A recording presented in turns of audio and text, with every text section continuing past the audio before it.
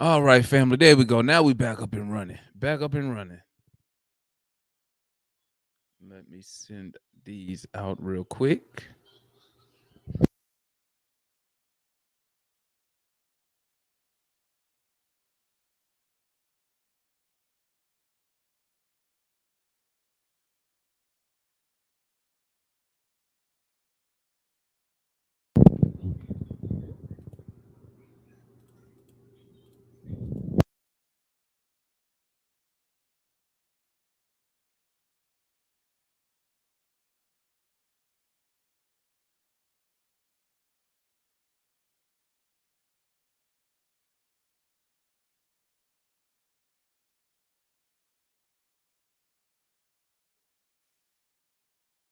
Wrong thing. Let me delete that off that.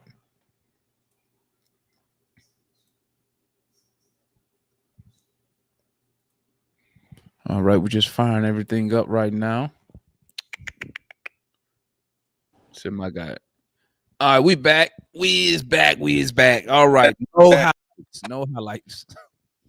So they don't block me again. So what would you say now, Gerald? So let's get back at it. So you gave us a little synopsis. You said basically we let our foot off the gas. We let them get into a rhythm, and we pretty much couldn't stop them getting out the rhythm. And then I got a little petty with Matt. Oh, talk about everybody blaming everything on Clint Capela. yeah, pretty much talk because it's a lot of comparisons on Clint Capela and a Kungwu, and a lot of the things that are talked about, people just like some people just like a Kungwu better than Capela. Where I'm more of a Capela advocate. I just feel like we got to call it both ways, even if we prefer one player over another, instead of just calling out whatever fits their narrative. I feel you, man. That's all. And I feel you, man. I feel you. when Matt come on, y'all stay tuned. But that one, yeah, I'm with you. I don't think. I mean, Capela. I mean, I can't blame this on Capela. I mean, he wasn't too bad. I mean, but at the end of the day, like, He ain't get the job done tonight. But my point is, neither one of them got the job done defensively tonight. well, one because we already know Conwu too short, right? And Clint. I mean, man, I don't know, man. They both just got abused by that dude Nick, man. He abused both of them, man. Rebounding over them. I mean, Plumlee tall as hell. Thank God Plumlee can't hit free throws, or we'd have lost by 25 or 30 points. Bro, you seen them ugly left-handed free throws, bro? Yeah, I don't know how you even shoot like that, man. Like, I don't know who teaches stuff like that. Like, how you an NBA player? You know what tripped me out real quick offline? How you an NBA player, which means you probably played ball your whole life. He wasn't shooting free throws like that as a kid. Bro, I don't know if you remember. It was on, I think, you ever watched The Shot with LeBron? Yeah. One of his first episodes, he said, like, it's people that get to the NBA just off their athleticism, but they don't really know how to play basketball. Yeah, but I'm saying though, just his form. That's one of the things that go into not knowing how to play basketball. Oh, yeah, you're right. I'm gonna tell you who didn't know how to play ball with the Atlanta Hawks. We didn't know what we was doing out there tonight. We was running around like a chicken with our head cut off on the defensive side, bro. You can't get 100 points through 3 quarters. Bro. And then Nate, my guy, I gotta give him a little blame too. I feel like he being a little bit too loyal to Justin Holiday. I think AJ Griffin need to get a little more burn. Now, I just criticized Matt, but now I gotta give him credit because he was calling for AJ Griffin for a while. And when we got down 20, he finally put him in. He made Matt look good. So he made a believer out of me for now. I need to see a little bit more AJ Griffin and a lot less Justin Holiday. Don't hold your breath. I know. I mean, AJ Griffin came in there. He gave us 8 points. Let me look at what he did. Watch this. This is stuff that Nate does. Okay, this is stuff that Nate does. So he came out there in 6 minutes, right? He was 3 for 4 from the field, 2 for 3 from 3. He had 8 points and 2 steals. Now, you probably won't see him on the court again for Hey, what that white lady name? What's the sideline reporter name? Who for us? Yeah. I forgot her name. With the black, she got the black hair, right? Yeah, she got the next game. She gonna be like, "What a debut for AJ Griffin. He'll be with the Skyhawks." That's what we. That's what it go. That what it go. Okay, analyst said her name Lauren. Her name Lauren. But Last bruh, name. you're not gonna see AJ Griffin for another about 2-3 games, and then he gonna come in. It's like, you know what? I was complaining because I was like this. Why would Nate put the bench in down 20 with a minute and 30 seconds left? I was like, lead them starters in there. They Yeah, the him ones that, on a dead roll situation. bro. I don't care. Don't say that. You're a damn I don't lie. care, dog. That I don't shit. care. Them starters put us in that position. They should finish in that position. Don't put the bench in there like, because guess what? If you tune into the game, you'll think the bench was jacking up. You know what I'm saying? You be like, what these dudes Yeah, up? I Woo, mean, woo, woo, woo, woo. I see what Listen, you're saying, but if the game already in hand, you can't have the you got to get what them starters out of there because boy that Gerald, he should have had the starters out with about 5 minutes left because we were down 20. yeah. I mean, I can see that too. But my thing with Nate, he should have took Trey out after the second foul, and then he should have left AJ in once he But saw it that. but Once it he saw goes to show you, Gerald, he's stuck in his ways. He was gonna stick to that rotation. right, Nate, because Trey now plays the whole first quarter, and then Nate sub him out, and like you said, I he think Trey should have took him out, on that. huh? He ain't got no choice but to play Trey the first quarter No, what I'm saying until is, Bogey come back. that's the rotation, right? Yeah. And that's what I'm saying. How he's stuck in his ways. After Mm. the second foul, he should have came out, but Nate left him in there, and he picked up the third with like 2 minutes left in the first quarter. Then Nate had to take him out. He I'm was kind of happy that happened now because now later on down the line, I don't want to hear Trey say a damn thing. He got to go to that bench if he get a second foul because Nate trusted him, and then he got Nate getting killed for that. And I mean, deservedly so, but that's the bullet you take, when you trust a superstar sometimes. And Trey made him look like an ass, so now Trey ain't got no room to really complain if he gotta come out in the future. So we man. got that found out early. Man, listen, I'm gonna tell you like this. This team right now is poorly built. We poorly constructed, man. We have to make decisions. We need to decide what we're gonna do with Double O. He cannot be the starting five in every He day. gotta It's go to not the, gonna he work. gotta go to the four. It's not gonna work.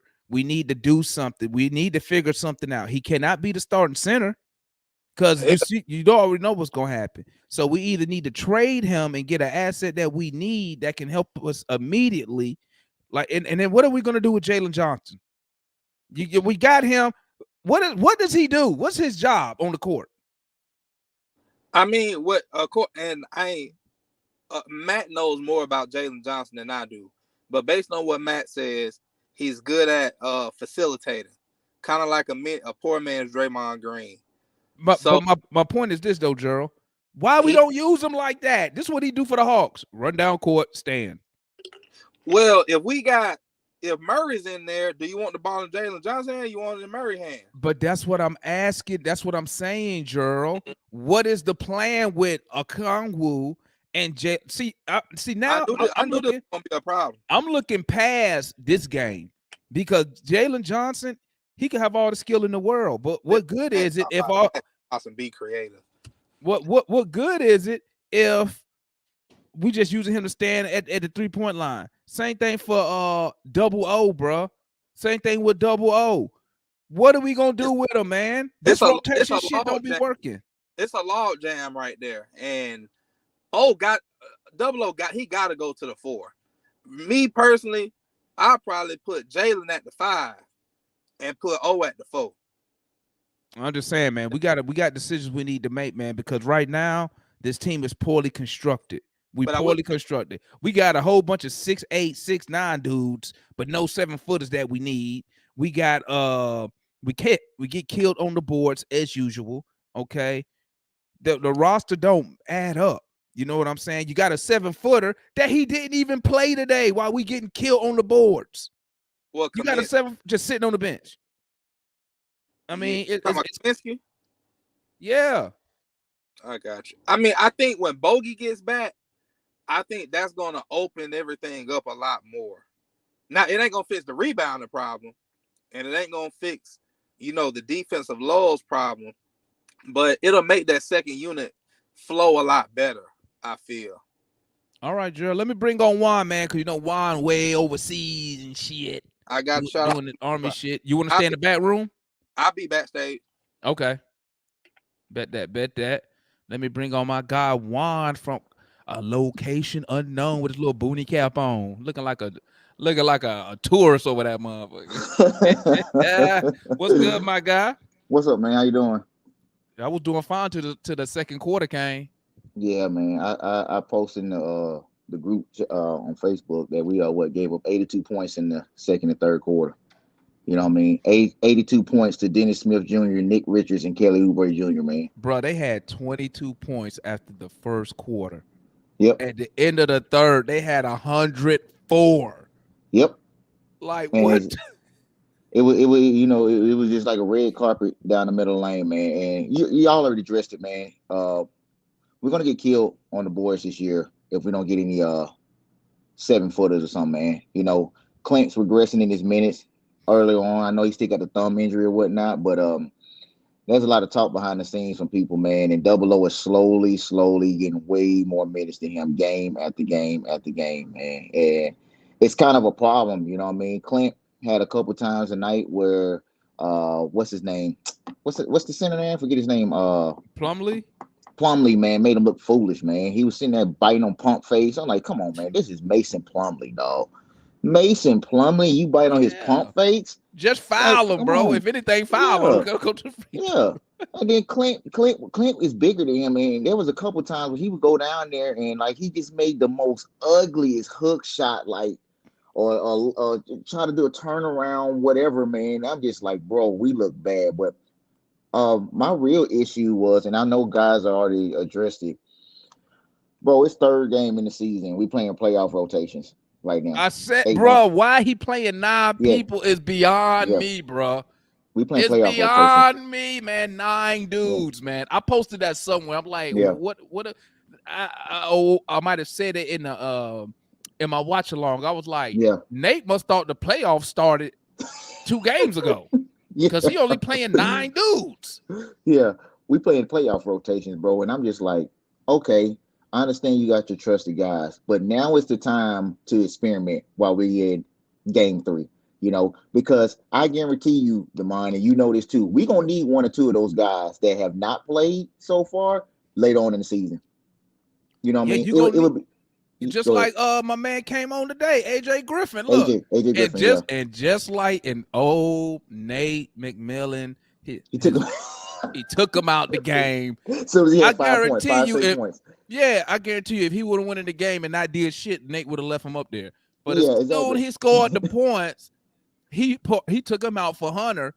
And I was sitting here in the in-game stream, and I was like, first of all, you should have already had Hunter in the game. Number 1. Yep. Mm-hmm. Why he was sitting on the bench for so long, I don't know. But then you're gonna put Hunter in for the hottest player we got right now in this quarter. Yeah, man. And I know we made a lot of jokes to say, AJ wasn't gonna play. He had no choice tonight, man. And AJ's a better shooter than both the Holidays combined. The Holidays gonna give you, they got the veteran experience, they got defense. I got that, man. We need some shooting, bro. Like DeJounte was off. And we didn't have nobody to shoot. Jalen shot ain't there. Double O is constricted within 5 to 10 feet. And the Holiday brothers are not consistent. There's a reason why they got passed around the league, man. They're average NBA players. But it seems like not some Hawk fans think because they come to the Hawks, they're just going to instantly change us and make us this super team, man. No, that's not the case. You know what I mean? We need shooting. We need shooting, bro. And I hate to say it. Hurdle over there averaging 21 points in Sacktown right now. 21 points a game right now. And let me tell you, if he was still here, he'd still be giving us that same 11, 13 points. You know why? You know why? Because Nate McMillan doesn't uh he did. Besides, let me tell you something. Besides Trey Young and DeJounte Murray, he don't put. He sets nobody else up for success Yeah. except those two. Yep. And that's why I'm saying now, what are we doing with Jalen Johnson? What are we doing? What are we doing with Double O? You running these lineups out here now. Granted, I'm gonna say this: I'm giving the benefit of the doubt with the Double O and the Jalen Johnson because maybe him playing because that shit is not in his. This is not normal Nate to me. Yeah. Playing Jalen Johnson, playing Double O all these minutes. Mm-hmm. I'm thinking the Jalen Johnson stuff and I think that's coming from up top. I think somebody Yeah. said, "Hey, you need to, these dudes is first round picks. You need to play them." You know what I'm saying? Yeah. So my thing is this: how is he setting them up for success? That's why I'm saying Jalen Johnson can do all this stuff we know he can do. Right now, Yep. probably maybe a little rusty, but you get the gist of it. But Yeah. Nate has him coming down the court and standing at the 3-point line. Yeah, man. That bothers me, bro. That bothers me. This dude can Uh, handle the ball and he can push the tempo. We seen in the preseason. It's like, man, I like, we know Jalen got this. He got this in his bag, but man, he doing a lot more. Dude had a double against Cleveland. But then we play the Charlotte Hornets of the world who playing cast-offs and 2-year players. And Jalen Johnson sitting in the corner shooting corner threes. And we doing 1-5 pick and rolls and letting DeJounte or Trey just handle the ball primarily the whole time. It's like there's no movement on our offense, man. I knew it would come back to bite us in the ass. I knew it because we played two potential lottery teams in Miami. Not Miami, I'm sorry, Houston Orlando. and Orlando. And both of them 0-3, man. They tanking exactly how you thought they were playing. Orlando plays hard, but they just not there yet, you know what I mean? And I said this, Charlotte ain't gonna be no world beaters, but they a French playoff contender, a French one. And they didn't even have Melo and Rozier.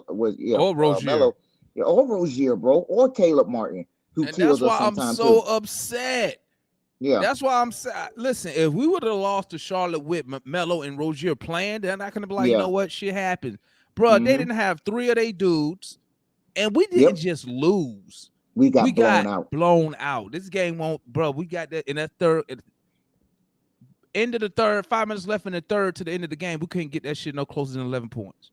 Yeah, man. And guess who got us closer to the 11 points when he came in the game? AJ Griffin. I guess who got taken right out at that timeout after we had got the turnover on the other end. He took AJ right out and put Hunter back in. And then they went on to score 2 more buckets by Dennis Smith Jr. Bro, did you see at the end of the game I was counting? We shot 5 straight 3-pointers when we was down 12 points. 5 straight 3-pointers. Not one time did anybody try to drive to the hole. We had them in foul trouble in the first and second quarter. We had them in foul trouble. And instead of keep driving in the paint, what we do? We keep shooting jump shots. Jump shot. It, bro. That's all we doing. Jump shots. Like we don't like, and that's on Nate to recognize, like, all right, this team is in foul trouble. They can't put their starters out there. Let me keep driving to the paint, making them foul me. No, we settle for jump shots, man. So it's just irritating to see that, man. And like I know it's game 3, but I also know we're gonna have more nights like this. You know what I mean? When we play down to less inferior teams, man. And it's just a bad recipe moving forward. And we can see and talk about the bench, we can talk about that, but the starters let us down tonight. There was no energy. I'm really concerned about Clint at the center position right now, man. He's not hardly giving us anything right now. I know he's still injured. I got it. The dude look like a shell. He's nowhere near what he was that first year with us. Nowhere near. Yeah, man. 2 years ago when the bubble, or not the bubble, 2020, when he was averaging 14 and 15, he's not there. He's nowhere near. And like I said yesterday, I don't know if you was on it, but I said, bro, that dude looked like he playing with no passion. He looked like he just going through the motions, bro. Yeah. You know what I'm saying? I don't see no energy. I don't see, when he was blocking cats. What's that energy from the playoffs when he was saying we going up to New York and we finna end this? Where he don't have none of that, bro. I don't know. Maybe he threatened by Double O taking his minutes. What is happening? It's slowly happening. Somebody said, I think a couple people said they don't think Clint will last to the All-Star break, man, because of the way he's playing. And what do we need to do to get that passion back into him? He got paid. You know what I mean? He had a good off season. He was healthy this off season for the first time in 2 years. What else do we need to do, man? You know, you're not gonna get the touches because you can't Well, score effectively. Like what else do we need needs to be happen for him to have that fire and passion, man? in my opinion, I think the coaching staff has failed him Yeah. because what they should have been telling him was you need to come back with this to your game. See, Yeah. Clint, and that's what I've been trying to tell people, man. This is what pissed me off about Clint Capella.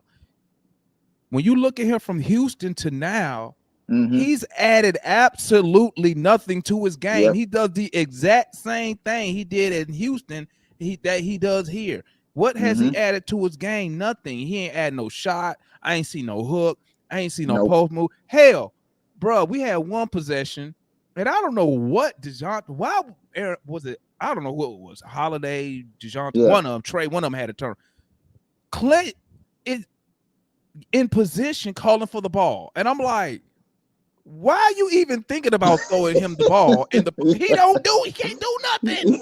Yeah, he don't have no post moves, And man. then And while like, they try to throw him the ball try to throw the ball to a person who ain't gonna do nothing with, they turn it over. Trying to yeah, get. they I'm trying like, to, why are you even trying to throw him the ball? See, yeah, Clint man. has added nothing to his game.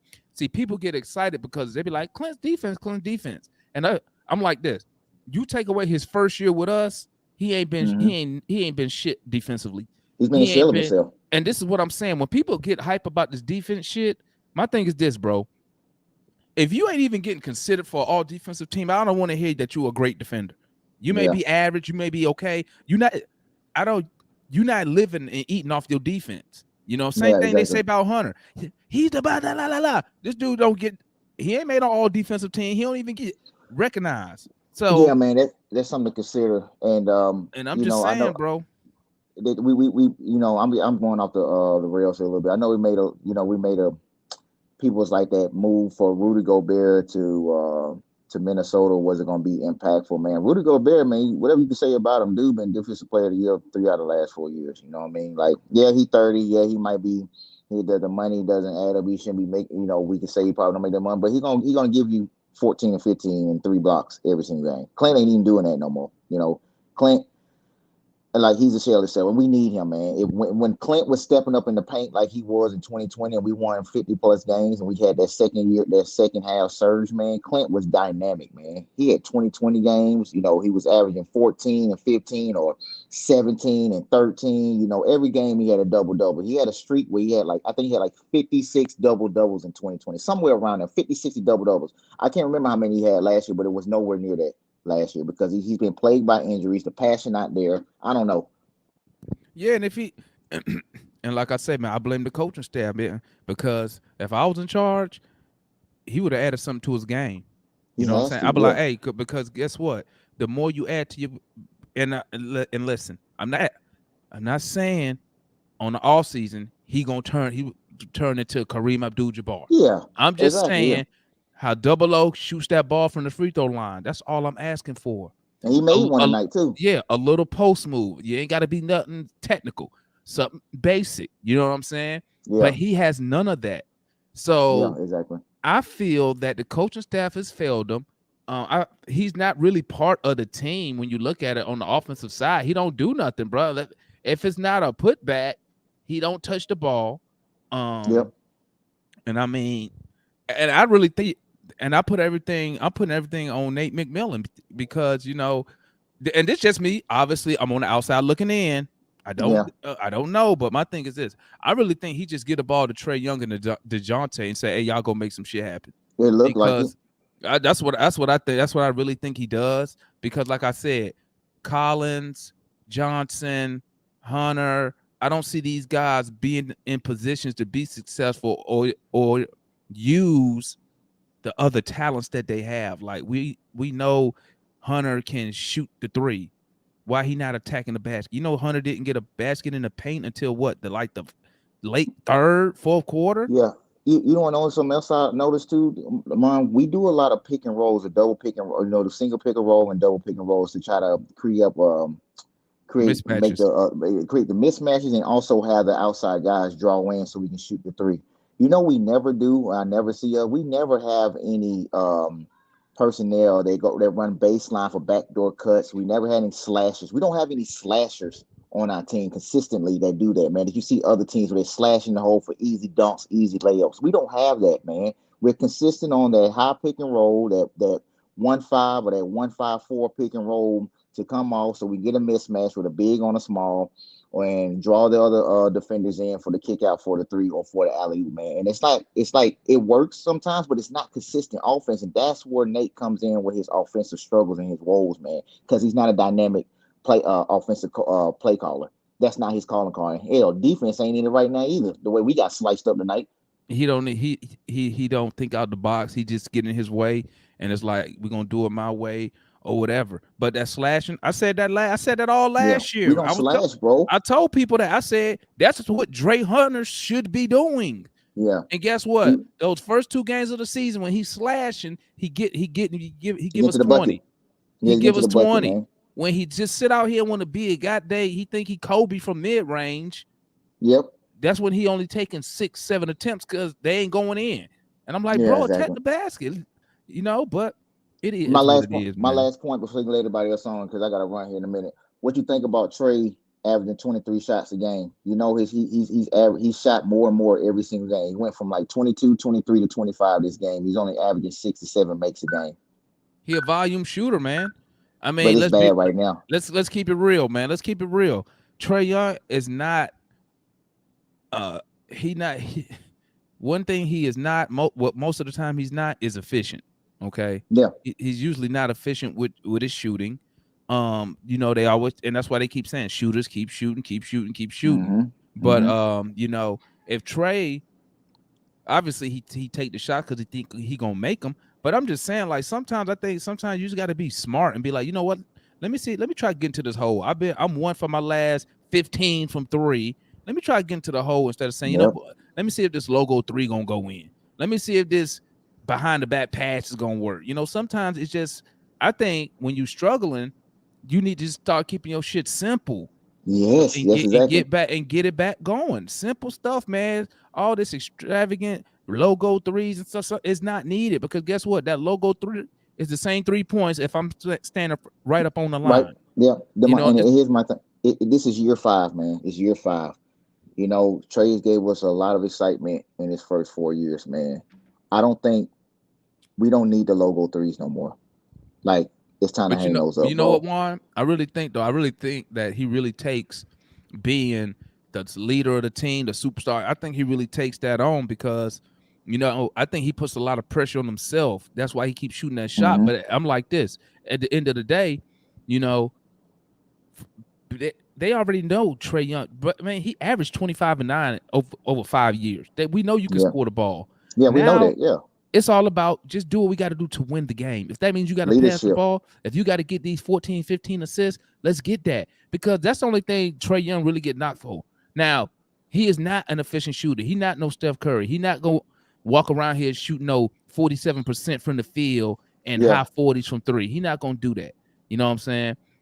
This struggling reminds me of the beginning of his rookie year. This is exactly what he did. He just didn't take as many shots, but the numbers, the percentages, is about the same. He played like shit to start his rookie year, and he finally picked it up. This is gonna be the difference between 3rd team All NBA and 2nd and 1st team All NBA. Shit, all NBA period. Shit. Yeah, I'm just giving an example. Chris Paul averages 17 and 10, man, 17 and 11, but he plays defense and he knows how to control the game 48 minutes a game. I'm not saying Trey needs to average 17 and 11. I'm not saying that. But what it'd be nice is Trey knows when to take his shots and pick his shots, because a lot of times he shoot out of rhythm. We get long rebounds. We have 2-on-1s and get fast breaks and all that. You know what I mean? Like, the first 2 games when he was picking up the 13 and 14, 15 assists, I want to see more of that. You know what I mean? Trey can score 20 and 10 and get or score 20 and 15, and we can win all day long, man, and play some more defense. When his shot's not going, his defense ain't going. When his shot's going, he plays more defense. He's an ebb and flow type of player, man, and that's just the way this kid is. He's 24 years old. Hopefully he'll figure it out as he moves on. Like, you can't continue to play like that, but it is what it is. That's my last point. All right, my guy. Appreciate you, man. I appreciate you for stopping by. Salute to my guy Juan up in the building. All right, man. I'll catch y'all later. All right, now let's get Matt back up in here. I agree 100% with what Juan was saying. I mean, Nate is just, man, he's so. I call him Plain Jane. He just so, man, so predictable. So, and I think Trey, a lot of the time, he kind of said it last year in spurts without, I don't think, calling out Nate per se, but he's like, a lot of times, I want to say the guy from the Athletic, Trey, why do you take some of them shots that you take? Some of them logo shots, some stuff you take. He said, some of it is I don't see nothing happening. There's no movement. I don't see anything. And so I'm like, I got to create something. So now you can argue whether that's the right shot to take. But at the same time, he's like, I don't see anything. So I've got to try to, at 23, 24, I got to try to make something happen out of nothing. And so I said that a lot last year. Like, I don't think he gets any pointers from Nate, any assistance. I think they roll the ball out there. Trey, whatever you see on tape, whatever you see, go out there and do it. There is no enhancement coming from coaching. It's all Trey and DeJounte, play with y'all God-given talent. That's pretty much, to me, that's all I see. I mean, pretty much, man. Let me bring Gerald up in here, man. I'm about to get ready to jet up out of here. So it's gonna be Gerald and Matt to finish it off, my guys. I'm trying to see if analyst coming back. But it's gonna be Gerald and Matt to finish it off, man. Y'all go ahead, do y'all thing. And y'all know what to do. Once y'all finish, just log off, man. Feel me? My only thing I got to say is I'm gonna do my quick player ratings real quick before I get off of here. Oh yeah. Here's my player ratings. Hunter, 4. Collins, 3. No, I give him a 4 just because he got them damn 4 blocks. But he shot terrible. Boy, damn, he gave me a double. Shot terrible. I do 5 because he gave me 4 blocks and he led us in rebounding. Clint Capela, you get 4. DeJounte Murray, I'm looking at his number, 5. Trey Young, 5. Onyeka, 5. Ain't nobody really stand out to me. Aaron Holiday, 3. Jalen Johnson, 3. He didn't really do nothing.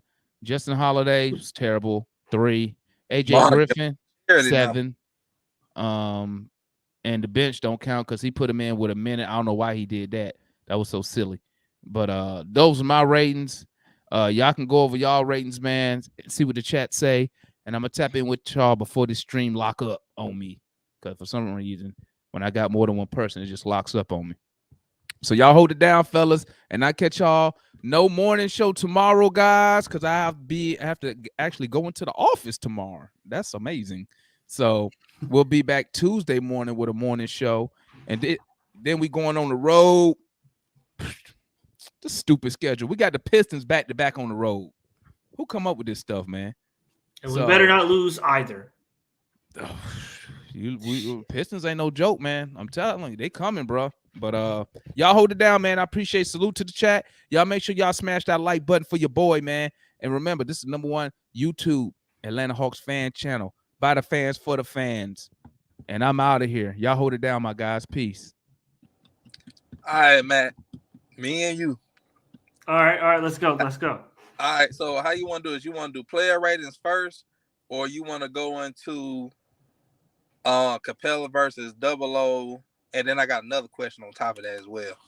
Which one you want? Let's do the player ratings because I feel like that's gonna be a minute. Yeah. Okay. All right. I'm gonna do mine like mine. All right. Hunter 4, Trey 6, Capela 2, Okongwu 2, Murray 4. I did Hunter already. Yeah, you gave him a 6. Okay. Who did I miss? Oh, Collins. I'm gonna give a 6. I miss anybody else? You said Hunter. Did you say Onyeka? Yeah, I gave him and Capela the same too. Okay. Griffin. If he his 6 minutes. Hey, he get a 10, bro. I give him a 10. All right. Holiday. Oh yeah. Which one? Both of them? Yeah. How Justin gets a 2. His brother get a 1. Okay. I think that's everybody. Oh, did you get Jalen? Jalen, I give Jalen a 5. Okay. Collins, I'm gonna give him a 5. I like the rebounds. Okay. He gotta give me more points though, and especially in 38 minutes. My goodness. Hunter, I'm gonna give him a 5. At this point in his career, especially stepping into that money, I want to see him when the shot's not going, recognize that early and be able to give me something else. Get to the basket, create for others, incredible defense. Like, you got to give me other than if the shot's not going, you got to give me something else. Capela, I'm gonna give him a 4. Okay. Because he defensively, I mean, he just got abused. And I understand sometimes he has to step up because the perimeter is getting beat off the dribble too badly, and he has to step up and compensate a little bit. But at the same time, I can name 5 or 6 other centers that could do the same thing. So a 4. Murray. Oh, you gave him a higher grade than me. Okay. 4. Capela, yeah, I'll give Capela a 4. Okay. Murray.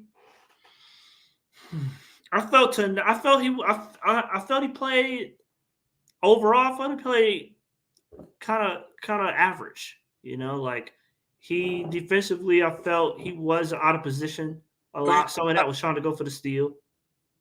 Huh? Who you talking about? Murray, DeJounte Murray. Dang, keep freezing up on me. Can you hear me? Or is it froze? I think it froze.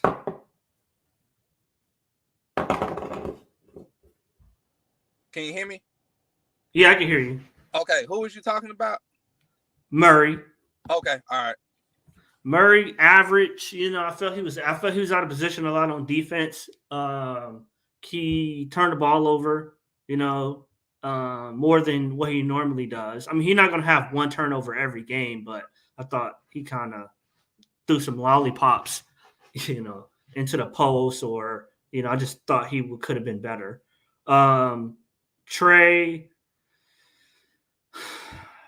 I'm gonna give him a 7 because I feel like he played pretty well. The shots just wasn't falling, the threes. So, he gave me 28 and 9. He gave me his average, Onyeka, I'll give Onyeka a 5, the same grade I give Capela. I just felt he wasn't as impactful as he normally is. He was kind of out of position to get a lot too. He had, he normally these last 2 games, he's been a force. You really feel his presence, but tonight he was just kind of out there and he really didn't make a statement. Justin Holiday was awful. I've been saying this since the preseason, Gerald. I don't know why he plays so much, 1. And 2, I understand the veteran presence and all that jazz, but he was the wrong dude he gets beat off the dribble a lot. And I'm like, okay, if you're not playing AJ Griffin because rookies are bad on defense and rookies get beat off the dribble a lot or don't communicate well, I could point out to you 6, 7 plays where Holiday is out of position, gets lost, gets beat off the dribble. So that's not an excuse why Griffin doesn't play. Griffin should have ate into some of his minutes. Aaron Holiday, a nothing burger. He gets a 1. I mean, he was basically non-existent. Jalen, that's one of your guys. I like Jalen a lot. Okay, and I'll explain to you in a minute why I like Jalen, but why he's grossly being misused. I'll give Jalen a 5 because I do like he did attack that one where he ripped that 3 and went to the basket, got fouled. I like that. He was more assertive. But he only played 10 minutes, so and John played 38. You kind of probably should have brought that John Collins minutes down a little bit and raised up Jalen. But the way that he used him, it looks like he's ineffective, but he's a lot better than what he's being displayed. Okay, and then the last one is AJ Griffin. He gets a 9, or he gets really a 10. I mean, he was it was the only glimmer of hope we had this game. Right. Okay, so go ahead with your Capela. So I'm going to say defense. Okay. So I feel like, a lot of times you an analyst. We know y'all can't stand Capela and y'all can't stand Nate. We know that. I respect that. 100%. My thing is y'all got to call it down the middle. If y'all's guy playing like shit too, y'all got to call it like that. Okay, but Capela. Okay, but Capela, he's being paid solely for his defense. He needs to be an offspring of Bill Russell. For the money, for what we're paying him and what we expect. He's supposed to be a defensive anchor, and all he is a dude who get rebounds. Defensive rebounds, I might add, not even offensive rebounds. He gets defensive rebounds, and a lot of time he's very limited. He can't switch on the perimeter. He can't. To me, if he's on the initial action, if he's not denying the ball, then it's a score for the other team. He cannot defend his position in the paint effectively anymore. He's a shell of what he was. And I saw that last year. And to me, Onyeka is gaining on him. And Onyeka is, we all know Onyeka is going to be the starting center by the deadline. Capela, at this point, I'm worried we may not even get any first round picks for him. Okay, so here's my thing. Number one, do you feel Okongwu is better set at the 4 or the 5? I think Onyeka's the 5. Why you think? Why opposed to him being at the 4? Well, to me, he doesn't have a package offensively. It's decent, but it's not at a 4 level. I don't think if you put him at if he scores 12 points a game and gives me the same defensive energy and block shots and switching ability that it gives me, that's cool. But I can't have my starting power forward give me 12 points. So where he is offensively, he needs to be a center because he gives you so much on defense, but plus he could give you offense too. So, but if you put him at the 4, you kind of negate his what he's good at, because offensively it's going to be a minus because he's not there yet offensively to compensate as a 4. But as a 5, his 10 to 14 points, whatever that's going to end up being, I think it's going to be around 14 if you played him 30 plus minutes a night. Every night, he would give you about 14 points a game, especially with that jump shot coming in. But as a 4, that makes us worse. So if let's say you put Onyeka at the 4 and you put let me try to think of Hassan Whiteside or somebody like that at the 5, we're worse as a team because he can't give me. Are you saying we're worse based on how we do the 5, like how everybody just stands and shoots threes? No, I'm talking about as far overall as the way the team is constructed. Oh, okay. So, yeah, offensively, we're worse because Onyeka, he can't give us those 25, those 22, 23, 24, 25-point games that Capela can give us. I mean, not Capela. John Collins can give us. So we're a worse team automatically if we move him to the 4. He's better suited at the 5. Are you saying that assuming that he's a starter or coming off the bench? He's a starter.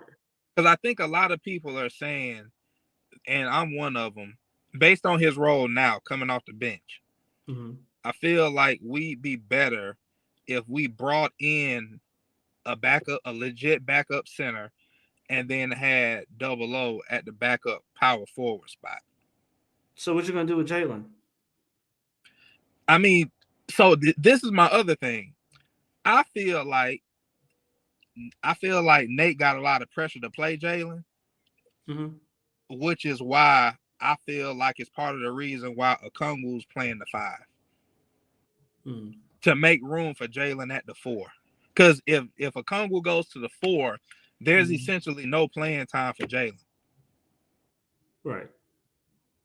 Oh, I guess you could put him at the 3. I guess. I understand what you're saying, but but like I said, Onyeka is a 5. I mean, I think he's a 5. I believe they think he's a 5. They drafted him as a 5. I think he's a 5. I think he's an AAU 5. I think he's a 5 because everybody his height. I understand he's 6 foot. I understand he's 6'8", but you also got to understand he has a 7'1", 7'2" wingspan. So that gives him incredible ability to guard against bigger bigger offensive players because he doesn't have to be up on them. He could give them space and still be able to contest or get steal or deflection because of his length. So and a lot of the problem with a lot of 7-footers. You say he's how tall? 6'8". How tall? 6'8". So he's Kevin Huerter height. About an inch taller. And you want him to play the 5? Start at the 5. Yeah. Oh. Yeah, I want him to start at the 5. I want him to get around 30, 32 minutes a night at 5. This because we already know without a jump shot. No, I think that's the hesitation. I think that's why Clint is still on the roster because he needs to develop that jump shot. But if he could shoot, even the Dwayne Dedman level a couple years ago on the Hawks, Clint would have long been gone. But he got to develop that. I think that's the only reason Clint is still here.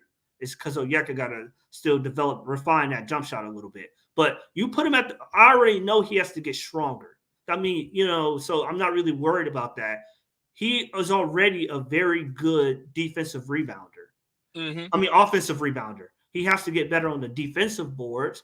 And Travis kind of pointed that out at the end of last season, that he has to get better on the defensive boards because he's already a very good offensive rebounder. So a lot of Onyeka's stuff it's with the eye test, but a lot of Onyeka's value is statistics, advanced metrics, per 36, advanced shooting splits, true shooting percentage. A lot of his stuff is play. If I increase his minutes by 8 to 12 a game, this is what it's basically projection, because you're seeing what he's giving you in limited minutes. But if I was to expand those minutes out every game, he's going to almost double his output. Okay, so here's my next question for you. Who gets moved first? Clint Capela or Nate McMillan?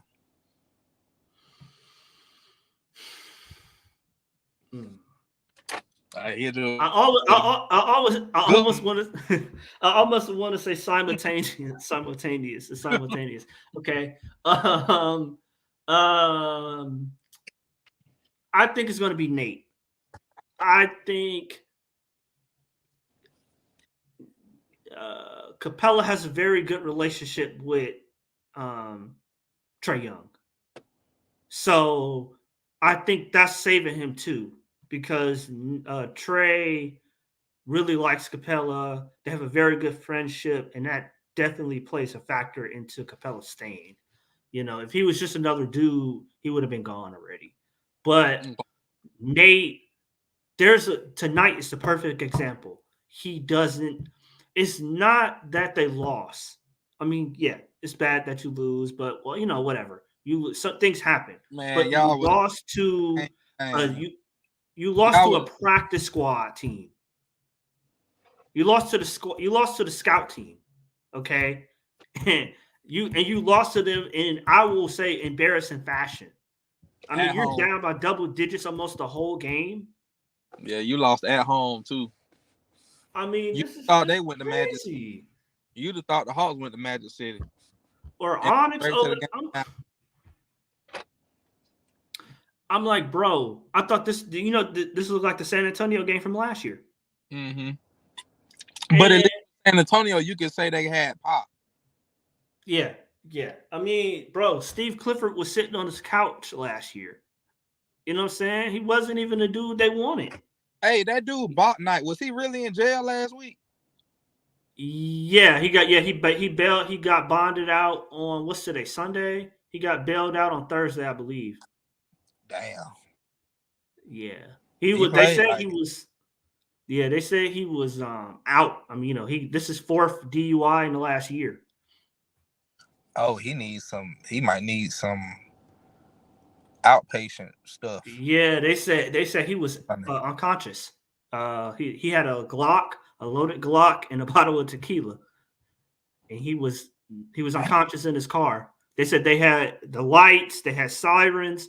He wouldn't wake up for over an hour. Oh wow. Yeah, so but they And keep play like letting him that. play. Yeah, they keep He, letting him he play. he needed that. Yeah. I don't know. I don't know why they let him play. The Bridges thing is, awful in itself, but yeah, I don't know what's going on with the Hornets. And we let that team beat us. I mean, it's crazy. It's crazy. It's crazy. What I tell people all what I tell Nate people all the time is it's not that he doesn't, to me, he never does something that's unexpected, or he's never the reason they win. He may not be the reason they lose some nights, but he's never the reason they win So either. let me ask you this. So do you think it's a fair assessment that 95% of the NBA play? Can you hear me? Yeah. Yeah, somebody called me. Do you feel like the way the Hawks play, particularly on offense, with the high pick and roll and all, shoot a lot of threes, do you feel like 95% of the rest of the league does the same thing? I won't say 95%. That's a bit high. I do believe there's two style of coaches. There's the Nate style. So you got Nate, Doc Rivers, Dwayne Casey, Tom Thibodeau. Who else coaches like that? Like what? Like you talking about like Nate? Yeah. There's a group. There's two different style of coaches. I would even say Eric Spoelstra. Now Eric Spoelstra is the high end version of I'll that. say Spo will go into that, but Spo's system is just better. Yeah, he's a higher end version of Nate. But, yeah. I agree with that. And then there's the other end of the pendulum. There's other coaches like Steve Kerr, Tyronn Lue, Nick Nurse, even what's his name in Cleveland, who's growing, Bickerstaff, where they're like, I might be comfortable in my job, but I'm coaching for this job. My job is on the line. I'm gonna pull this dude in. I'm gonna pull that dude in. I'm gonna create something on the fly that this team haven't watched film on. You know what I'm saying? I'm up coaching. I'm instructing. You know what I'm saying? I'm moving. Nate, to me, whatever he writes down on that piece of paper is what he's gonna stick with. Rotation wise, play wise, except everything. So you saying that your main problem, if I'm hearing you correctly, is that he's too structured for you? Yes, very rigid. He's very, very rigid. Okay.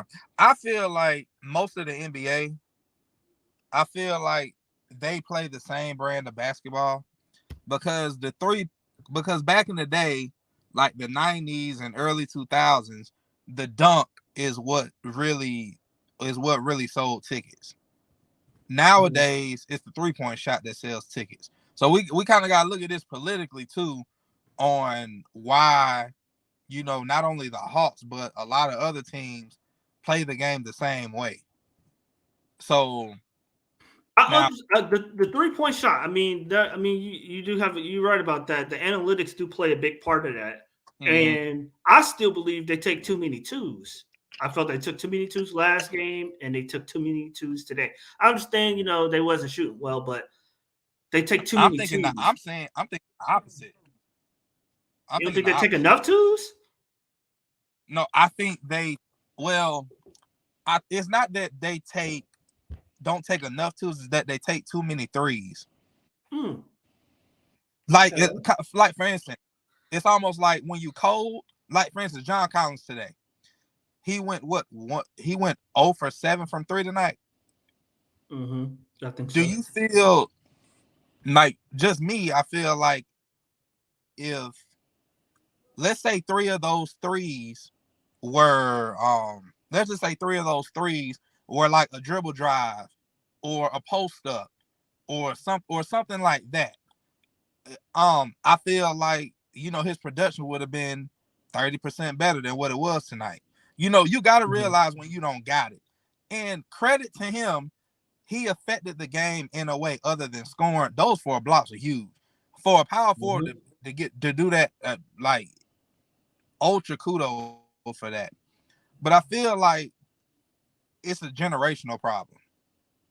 Like, the fans used to be in love with dunks when we were little, so that kind of enabled the brand of basketball to, like, you know, attacking the basket, you know, getting to the free throw line when the team is in the bonus, you know, playing through your center, you know, getting easy buckets, more traditional basketball. Now, sometimes, you know, it's like Russian roulette. You know, you shoot 1,000 threes. You know, if you hit 50% of them, you probably gonna win. If you miss more than 60% of it, you probably gonna lose. I just don't like one aspect of the game being able to be such a big determinant factor on if you win or lose. You see what I'm saying? I got you. I can see that. That goes to the way the team is constructed too. So, like last year the team was constructed to take a lot of threes. So that's why they shot a lot of threes, and that's why they were, I believe, second in the NBA 3-point percentage. This year is different. The team is not really constructed to take a lot of threes, although I still want them to take a lot of threes. I just want certain dudes to shoot them. So I want Trey to shoot a lot of threes. When you say certain dudes, who you want shooting them? I want Trey to shoot him. I want Bogey to shoot him. I want AJ Griffin to play more to shoot him. Even Justin Holiday, I would cut down his minutes dramatically, but I wouldn't mind him shooting. I want all dudes above 37% to shoot a lot of threes. See, I feel like guys like Trey and Bogey, I think those are the only guys that I feel like should have the green light out the gate as far as if you want to shoot a 3, the first play of the game. Other guys that are capable of making them, but not as like automatic with them, like John's probably borderline on both because he's normally efficient. Tonight was just an off night. But John and Hunter, I feel like they should start off in the mid-range, get a rhythm, and then incorporate the threes. I feel like when you start off shooting the threes like that, and if it's on, cool. But if it's off, then I think that messes up the whole rest of your game. I agree with that. And that's where culture comes in, Gerald. That's where Nate is like, okay, let me develop a rhythm for these guys because they don't have it on their own. Like in football, if a quarterback is struggling, let me throw some screen passes, some pitch passes. Let me build up his confidence and his rhythm, and then I can start airing it out and, you know, throwing seam routes and going down the field, but I got to build up his confidence first. Mm-hmm. But that's where coaching comes in. With Nate, there's nothing like that. You don't run Hunter off curls. You don't run him downhill, getting to the going towards the basket, getting 3-point plays to build up his confidence and for him to see the ball go in the rim. And then that next time I shoot that three, it's probably going to go in because we all know he can shoot, but he got the confidence now. So he playing with more purpose and more urgency, and he's stepping into his shots more. But that's coaching. That's Nate doesn't. To me, he doesn't. It's like, okay, I say this all the time about why the Hawks run a million and a gazillion pick and rolls, which is like crazy. Okay, somebody told Nate, I don't know if it was Travis, somebody told Nate, Trey Young, this player, Trey Young is 94, 95% in the country. He's a 94% usage rate, or not usage rate, success rate in the pick and roll. Hunter is in the 92 percentile. This guy's in the 94, whatever the analytics, right? Mm-hmm. Somebody told Nate that and Nate said, oh, okay, so I'm going to run a bunch of pick and rolls because I don't have to do anything. That's almost like, I do agree with you on that. That's almost like in baseball where you got a guy that can throw 101. Eventually, you're going to catch up to that 101 and send it over the fence. So basketball is like you run the same play, eventually somebody's going to stop it, like Miami did in the playoffs. Exactly. So, I mean, exactly. I do totally get that, but maybe it's just me, but I just thought about this. But if you don't put Trey in the pick and roll, how effective is he on the offense? Because he doesn't move without the ball.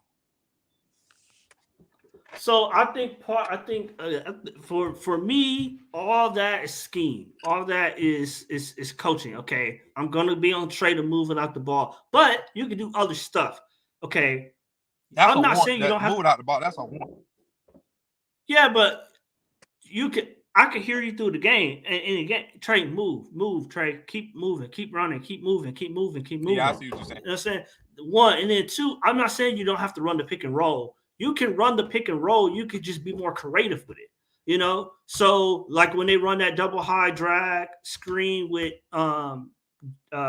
Trey coming off that double high screen, you can run that with the side pick and roll, and then you can have somebody cut back door, or you can run with Jalen. I'm saying with Jalen, you can run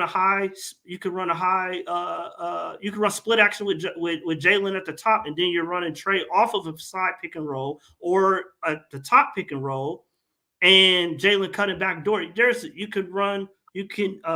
call it ghost or slip picks with Jalen on one side and AJ Griffin on the other side to get the space out the floor, and then Trey Young is coming off of a screen or coming off of a double high screen. He's catching it, curling around. He's catching it on the run, so he can shoot the floater. He could throw a corner pass, or he could throw a hook pass back to the top of the key to another shooter. There's a lot of stuff you could do, X's and O's wise, to get better movement and better player placement on the court and run the pick and roll. So, but Nate, to me, he don't think that way. He's like, pick and roll. It's been in basketball since the 1900s, so that's what I'm going to stick with. This another thing where I feel like it's a generational problem, along with the three-point shooting. The type of big that, is in today's NBA is not the same as in the 90s. Those bigs back in those days, you used to bring people in to just be a screener. Mm-hmm. And that's it. They were super proficient at it. And I feel like it's a lost art. The only people that really know how to screen are the ones that, and it ain't really no solid screen. They just doing the little pick and roll to try to get an alley-oop. Yeah, it's not really more like them behind it. Brush screens in football. Yeah, that's all it is. It's just to run the stuff that you're talking about, you got to be willing to pay a player to only do that. And he has, and this generation of basketball players, they're not going to be okay with just doing that when the guys that shooting the threes getting all the glory. You see what I'm saying? Yeah, I got you. That's it. But that's part of my problem with Clint. I would have Clint setting half them screens. You know what I'm saying? That's what I'm paying Clint for. You could do that, but also besides Clint, who else on our team is able to set solid screens like that? I think Jalen sets pretty solid screens. I mean, to where he don't he don't do it enough. For instance, in Washington, I ain't gonna say heyday, but when John Wall was in his prime, and we used to play him damn near every year in the playoffs. It used to be, remember when he had Marcin Gortat? Mm-hmm. He had Gortat, and then I can't remember who the other big was on the court, but they used to do this. You probably know the proper name for it, but it used to be a pick and roll where they would bring the 5 and the 4 at the same time, and then both of them would get in screening position, and John Wall would pick which side he wanted to go to. And he would damn near have an open shot every single time. Like, that's probably goes into that creativity that you're talking about. But this generation don't have the personnel of a big man to really do that. Everybody, all of them want to shoot the three or dunk the ball. Oh yeah. I got it. But you gotta instill that from day one, And I tell people this all the time. When Steve Kerr got to Golden State, you know what? His very first practice, you know what they did for 2 hours? They passed and all that stuff, right? They worked on dribbling. They worked on passing. They worked on how to set a proper screen, how to throw a proper bounce pass, how to throw a proper inbounds pass. And hold on one second. Linda made a little comment. I love you, Linda. I am a Nate McMillan guy, unapologetically. However, I think Matt can attest to this. If Nate mess up, if I feel like he messed up, I'ma say it. Like, I feel like he should have took Trey out after the second foul. I also feel like AJ Griffin should be playing ahead of Justin Holiday. Outside of that, I feel like those are the two things that I feel like we could tangibly say he was wrong on. Now, as far as you don't think he should have came up with something different on defense, a zone, something, just something? Say again? You don't think he should have came up with something defensively, a zone, anything? Well, you normally unless you're the Miami Heat, you don't run zone unless you know the team can't shoot. They was making all their threes. A lot of them threes were wide open because of miscommunication. Because if you watch them, I know you go to the games, you see it's Nate. It has to be Nate because no matter the personnel, they always do it. They cut off the rim and they give up the three.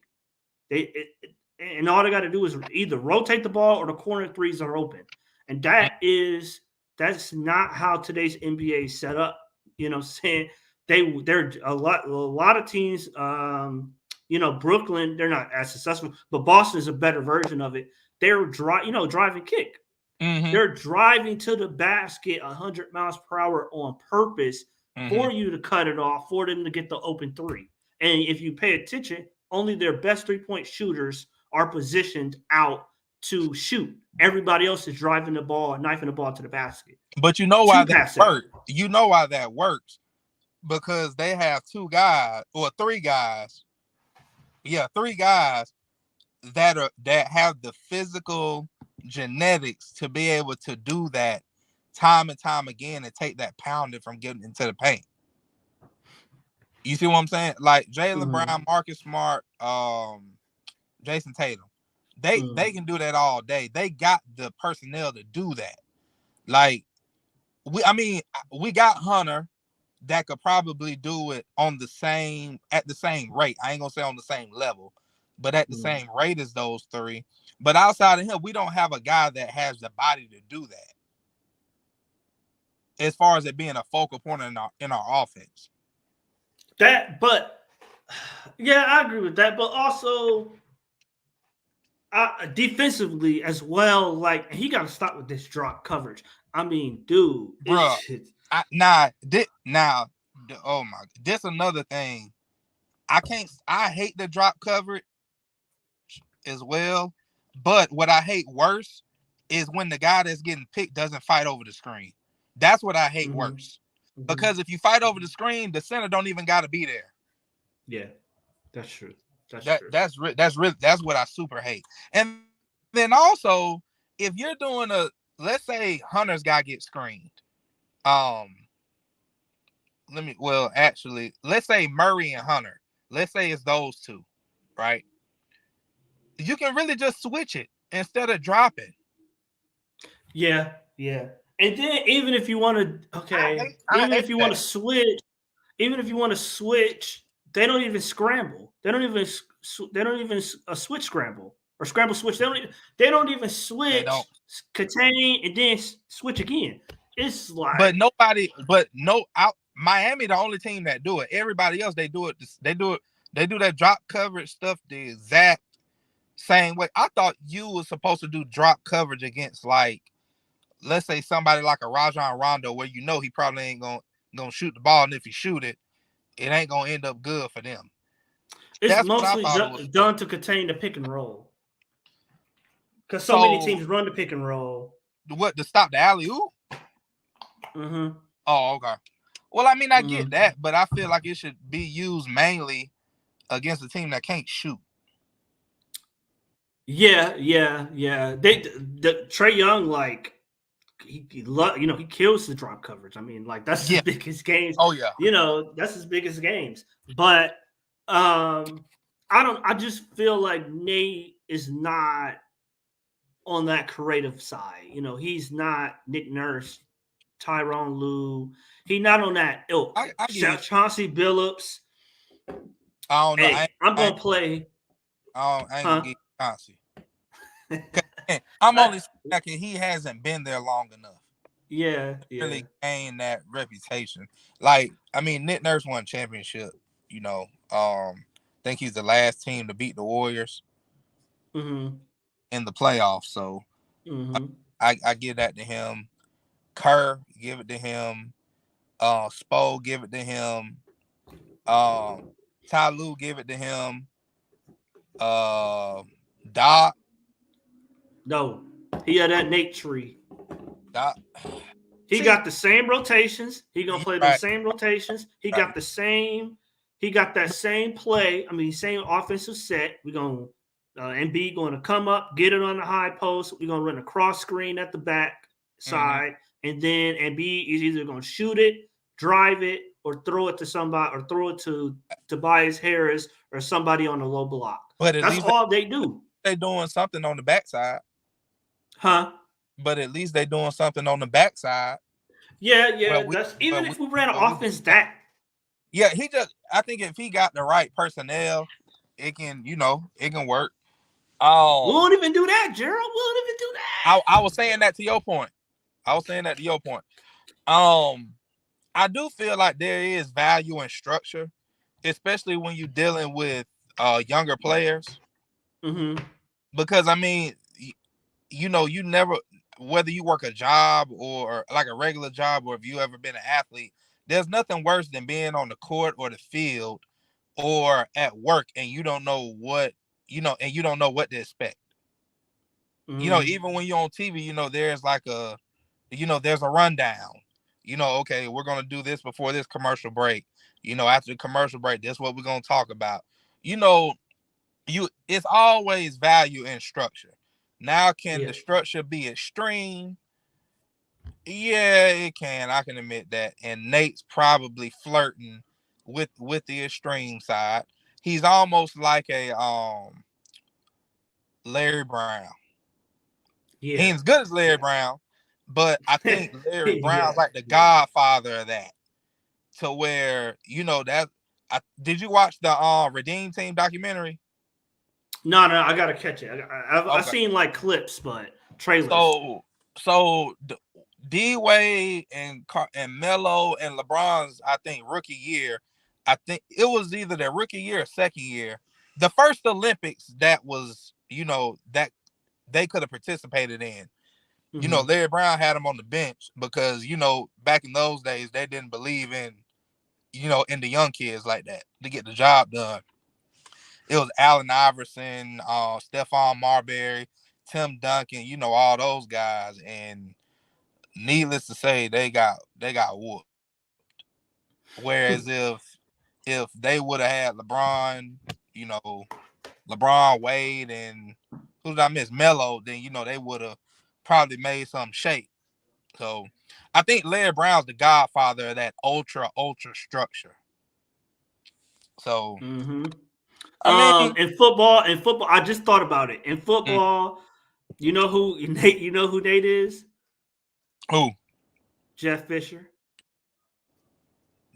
Hell no. Jeff Fisher. Jeff Fisher went King 0 8-8. King at 8-8. 0-16. I ain't putting Nate in that category now. But I'm saying over the 90 some odd percent of Fisher career, he was known as Mr. 8-8. That's what he going every year. 8-8, 97, 8-8, 8-8, 8-8. Oh, he went to. Did he go to the Super Bowl one time? Yeah, he went once. Was Steve there? I think he coached. I want to say for 20 years, and I want to say 16 of that 20 he was 8-8 or 9-7. Okay, and the years that he went to the playoffs was probably those years with Steve McMillan and Eddie George. And then he had 1 year in Tennessee when he was, I think, 13-3. With what's the tackle? Hainsworth. Mm-hmm. But that's who Nate is, Mr. 8-8. That's exact.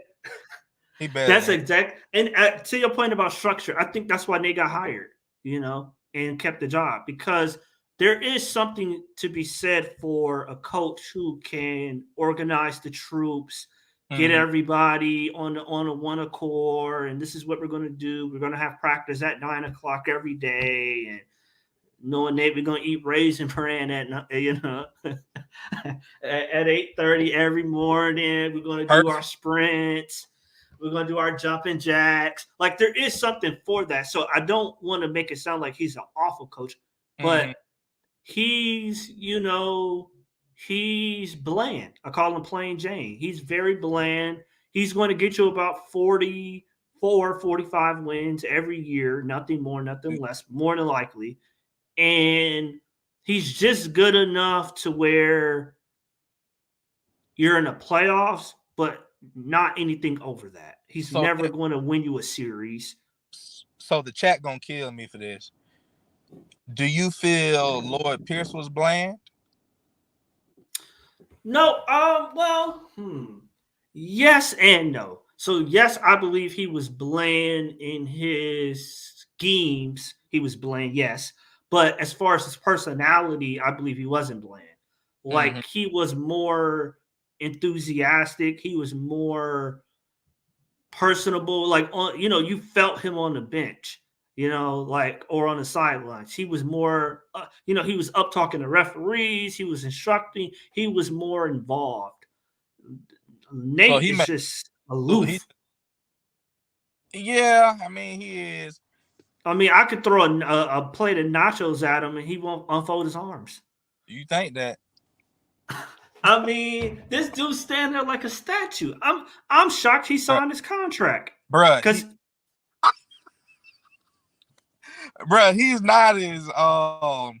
He ain't as bland as you would think, bruh. I'm telling you, if you hear him on the bench, bruh, unless he mic'd up for like a national game, that don't count, because you're gonna be politically correct.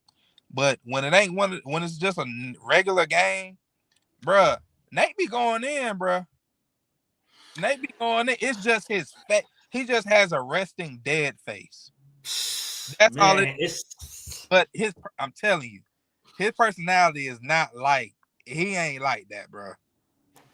And then, like with Steve, like I said, Steve Kerr breaking clipboards. He's slamming clipboards. Bruh, bruh, He yelling at bruh, coaches, cussing bruh, out Stephen Curry in the huddle. bruh. He did all that to make it seem like every other team had hope. That was a show. That was a stunt. That was a stunt. Who cussing out Steph Curry? Hey, I see them. They had the blanket on them. They showed it live, but then when they showed the replay, they had to cut it out. But this man, I mean, he like, get your effing over here right now. What are you doing? You didn't make that rotation. I mean, he going in on, this was during the finals, going in on Steph, and I'm like, this what I'm not saying I need Nate to, what I'm saying, breaking clipboards over his knee and stuff like that. I'm not saying that, but when he said this, the owner, wrestler, he said it the best. He said, I told Nate, like, I want to see his presence. I want to know he coached today. And I felt today I didn't feel that. I didn't feel like Nate coached. I felt like his son coached. Or a guy from the G League coached. I feel like you only have maybe 5 guys in the NBA to where you feel their presence every night or day when it comes to coaching. Pop gone, not dead, but he out, retired. Yeah. Spo, Steve Kerr, Nick Nurse. To me, Nick Nurse a little bland, but I give it to him. Ty Lue for sure. I don't have a fifth person because Udoka's suspended. Yeah, Udoka, man, that was my guy. Udoka, I'm like, man. But you can count on one hand how many of those guys are actually in the NBA. Like if you look at Steve Clifford tonight, I mean, he did make adjustments. His arms was folded too now. I took my phone out to take a picture, but they had cut it out. I was gonna put it in the chat. What the difference? You know what the difference is? They got Steve Clifford out the retirement home, and Nate. Well, how old is Nate? 50, 56, 57, 58 maybe at max? Oh, he probably just an older Clifford. You know what I'm saying? Clifford almost 70. If I had to look, I don't know how old he is. I'm just guessing. They put him out of retirement home. Hey, man. If you on that bench, bro, according to the Matt Bible, you do not need to have them arms folded. You don't need to have them folded. If you... How old is he? 61. Okay, he's 61. But, some dudes that's young, that's a young 61, young 65, and then there's dudes that's an old Nate. Nate is an old 50. How old is he? 58? He's an old 58. What they used to call him the sergeant. He don't even see a drill sergeant. No, I think Lloyd Pierce more of a drill sergeant than Nate. Surge, that's what they call him, Surge. I feel like his post game conferences are pretty candid. They're the same. They're the same. They're the same. No, they're all the same. We could. Hey, this is his post game. This is his post game. Well, tonight I feel like we didn't have enough ball movement. I felt our defense wasn't set. I felt like we could have got back in transition. Yeah. And then he's so long-winded, and he don't say anything. His answers would be like 3 minutes, and I'll be like, what did he say? Okay, let me ask you this. There's no substance. All right, so NCOB mentioned firing Nate. You fire Nate. That means in 4 years, Trey Young will have 3 coaches. Here's the thing, though. I'm not putting it on Trey. What I'm saying is that gives Trey, well, it's twofold, because you can kind of say Trey a coach killer, and then on the other hand, you can give Trey a scapegoat and say, well, he can never have legit time under a system to actually get to his peak whenever he plays bad. So the narrative can go one of two ways. My question is this: if you fire Nate, realistically, who do we bring to Atlanta to get us a championship? Okay, so I personally believe I'm gonna go out on a limb. I'm personally gonna say I believe that this is Nate's last season, regardless, because even if I think they're probably gonna. Hopefully, he could turn it around, but I just don't. Looking at his history and games like tonight, I think they're gonna, probably gonna be a second round team this year, and that's unfortunate given their talent, but. So I think this is Nate last year anyway. But I think they're going to be hesitant to fire him at the deadline only because his bench doesn't have anybody on there that you would want. Maybe Joe Prunty, maybe. But that's why I said who do you bring in? So long term, I love Ume, but I wouldn't touch him considering this, the situation that's going on in Boston. We got Magic City. Yeah. Well, yeah. I would kick the tires on that. I would see, but I don't know. I feel like organizationally, because these organizations nowadays are like corporations. I mean, you would be setting yourself up for a huge lawsuit. You know what I'm saying?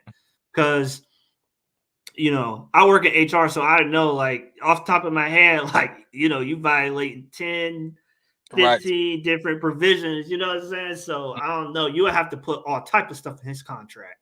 Right. He can't be alone with a woman. He got to leave the door open. It's with him.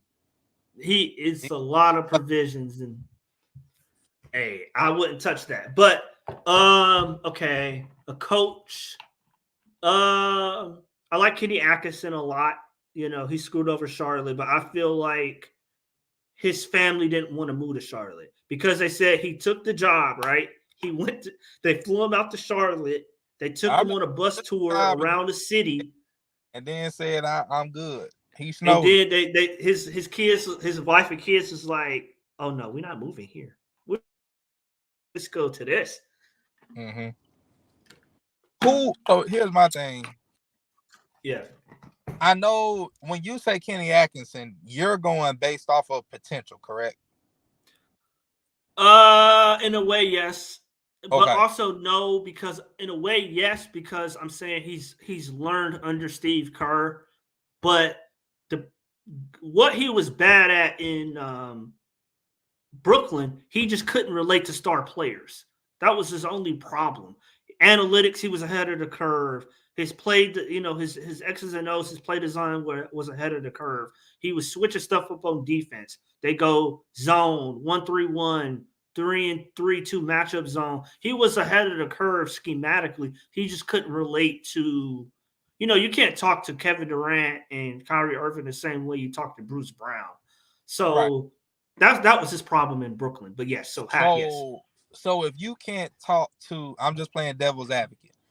If you can't talk to Kevin Durant and Kyrie the same way you talk to Bruce Brown, how do you think Trey is going to take that same talking to when a previous coach already tried that and his ass got fired? I think the my read on that situation is, now, I mean, of course, I don't know Trey, but my situation, being around other talented players, you have to approach it. The approach was wrong. So Pierce approached it from criticism first. He led with criticism. Then, on top of it, he didn't play in the league. And, Trey was questioning. So you had skepticism from the beginning because he didn't play in the league. Then he led in with criticism. And then to layer on top of that, he also made a lot of boneheaded in-game decisions bad. He made a lot of bad in-game decisions. Not calling timeout correctly in that Miami game. His rotations were bad. I mean, he was not a good coach. But I think if you approach Trey or star player, okay, I'm trying to take your game is here. I'm trying to take you here. This is how we're going to do it. We're going, collectively, this is how we're going to, this is what I need from you. This is what I'm going to provide to you. So it's a partnership. It's just not, you're doing this wrong, you're doing that wrong, you're doing that wrong. This is what I want you to improve. You don't approach players that way, star players that way. Because at the end of the day, you're trying to mold and I won't say manipulate, but you're trying to get this conversation. You're trying to get them to buy in, but in a way where they feel like they're benefiting from it. But back in the day, coaches was damn near the CEO, and a coach would be good, bad, or ugly. A coach had that job security. You knew back. I'm a '90s baby, so back in the '90s, if there was a new coach in, you knew that coach had about 7 years. Good, bad, or ugly, unless something crazy happened. So he had the time. He had the security to light into a player, and the player couldn't go over him and go to the owner and say, "I want this dude gone." It was more of a hierarchy back then. But now, bro, these players getting $200, $300 million. The coaches almost have to coach left-handed when they're coaching superstars. Yeah, that's true in a lot of sense. I think to your first point about this being Trey's third coach, I think Trey hasn't had a coach to me that sees the game like he sees it, that can match wits with him as far as because from a pick and roll, from a way that Trey see the game is almost genius level. The way he sees things before it happens, he hasn't to me had an offensive coach that matches his level on his level yet. So if you get an offensive coach that can show him new things or can talk his verbiage the way that he sees it, I think you're going to get more out of him as opposed to I won't say a father figure, but like I said, an authoritative figure that's pointing out his wrongs. Because, you can kind of tell the way that he... See, that's another thing when you build like the buy-in that you mentioned. Yeah. It's kind of hard to buy in when you don't hold a person to a certain on a certain pedestal. Like back in the day, a lot of those coaches were father figures.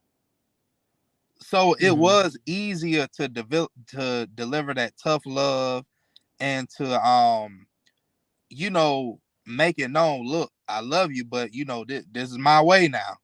This is how it got to be done. Like, and I got to give credit to Udoka because he wasn't like anywhere near like a superstar player or anything exactly. Like. So for him to get Jalen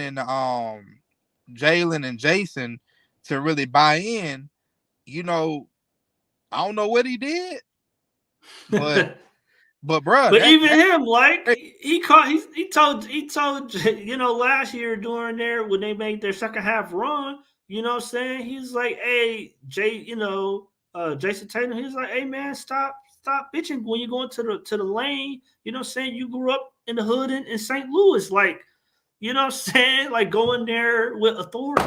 What I'm saying, let them know who you are. So, but he's also younger. Well, yeah, he's in his 40s. A bit more relatable. I can see that. Kind of like Sean McVay for the Rams. Right. I like the same way. It really like, and then you have people like Spo. To me, I feel like that's a little more authoritarian style, but it's tested the time even after LeBron, D Wade, and Bosh left. So But you got enforcers argue. over there. You got Karan Butler's over there on his bench. Udonis Haslam. So he got enforcers of Malik Allen. He got enforcers over there. Like But they running like the mob, bro. But yeah, I do agree. Your GM and coach has to be aligned, and they have to have each other back. But I feel like if you were able to get, like I said, a creative offensive coach that sees the game the way that Trey sees it, then I think he would be better. Because I think I told Damon this. I think I saying when I see the game, when I watch the Hawks play, what I see is they roll the ball out there and they're almost 100% dependent on Trey Young's genius that night. Okay, what he sees, where he delivers the ball, how he directs people in certain situations to get open, that's what they're depending on. There is never a time he can look over to the bench and they give him a call or they say, hey, Trey, they about to do this. Be prepared. Do this instead. Or, hey, Trey, we seen this look on film. So do this instead of what you were going to do. Call an audible. Dudes, saying I don't think he's ever had that in his career. But you have really the only person probably on this earth, or two people on this earth, that he would look at them and say, okay, they probably know a little bit more than me about this. LeBron and Steve Nash. Them might be the only two that could really get to him and say, hey, look out for this, this, and this. When you see this, do this, or whatever. I guess with him being such a damn near genius, it's almost like a gift and a curse.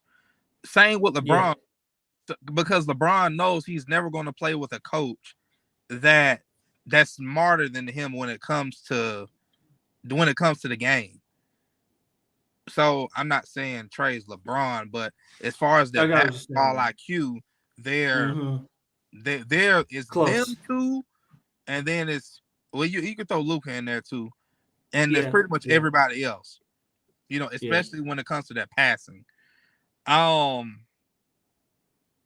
see, they gave Luka J Kidd. Right.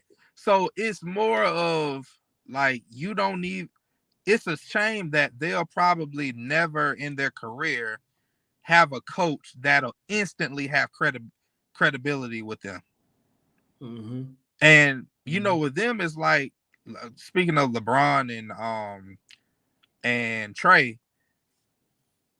they don't need they're the system. Right. They're not in a system. And even LeBron, I'm like, man, imagine if he played for this version of Tyronn Lue, not the one that was in Cleveland that was like, kind of gotta walk on eggshells and kind of acquiesce to what LeBron wants, and a one that's authoritative, like, hey, no, shut the F up, I got this, run this play. That's what Trey needs, but you can't lead with that. You gotta lead with friendship and partnership, and come in with that later. And with Ty Lue, for somebody like Ty Lue to be able to get those people together, and he's involved on the wrong side of one of the most iconic plays in NBA history. And for him to still gain that respect, I gotta salute him. I feel like by far, well, not by far, a lot of people say LeBron ain't played for some good coaches, but I gotta beg to differ on that. I like Mike Brown. To me, Mike Brown gave him structure. It was like kind of like with Nate, right? Hey, I know you can do everything, but I'm gonna need you to do these things for us to win consistently. Right. So Mike Brown brought in structure. Who else he had? Spo. I think Spo kind of matured him in a way. Spo was a prodigy. Yeah.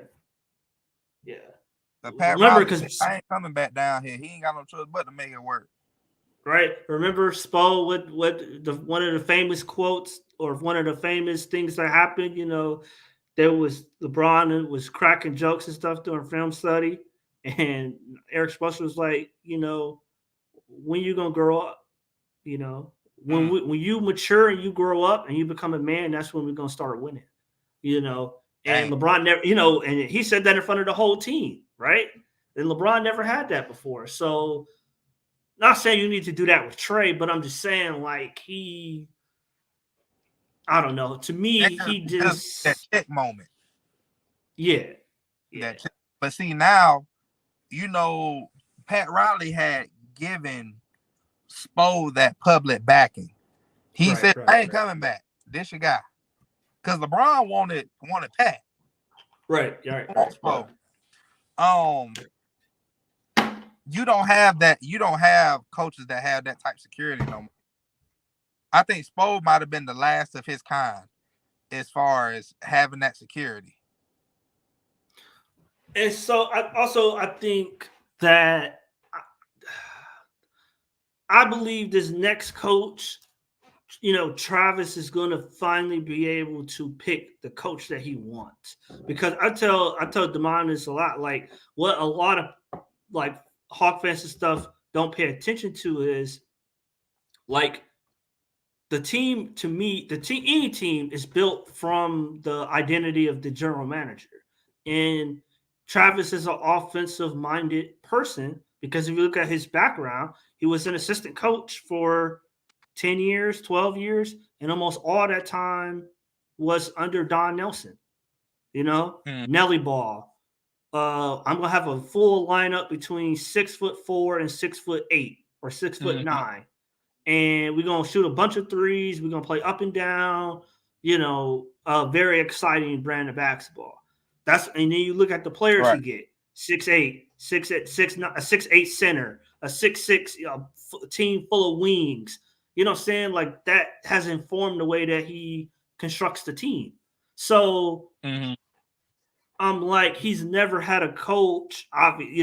Steve Kerr, but in Atlanta, he's never, Nate or Lloyd Pierce ain't seeing the game the same way Don Nelson or Steve Kerr sees. Oh no, so, they not. You right about that now. So I think the next coach is going to be much more offensive minded and Travis said this all the time, and I'm like, I agree with him 100%.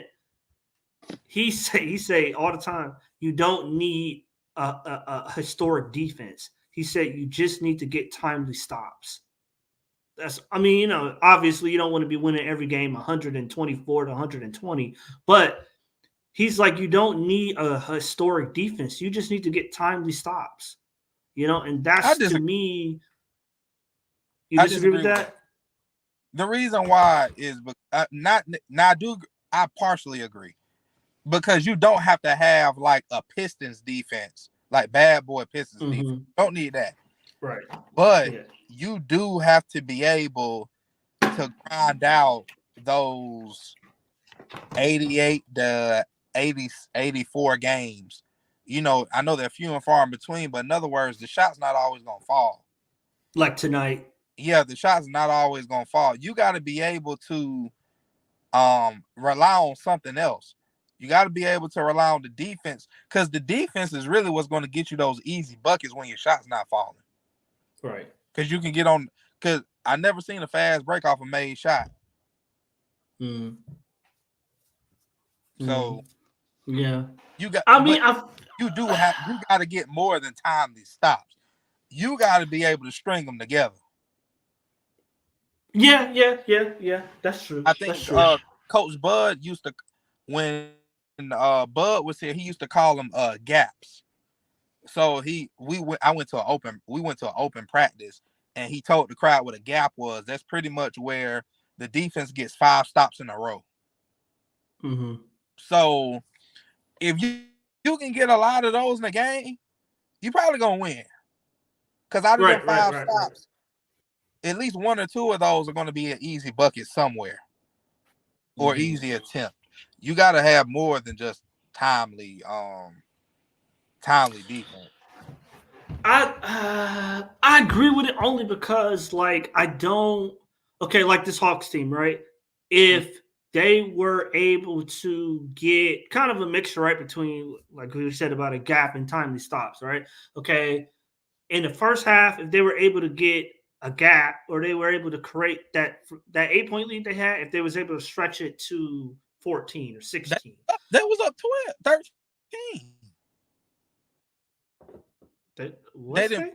They was up 13. The Hawks were in the first quarter.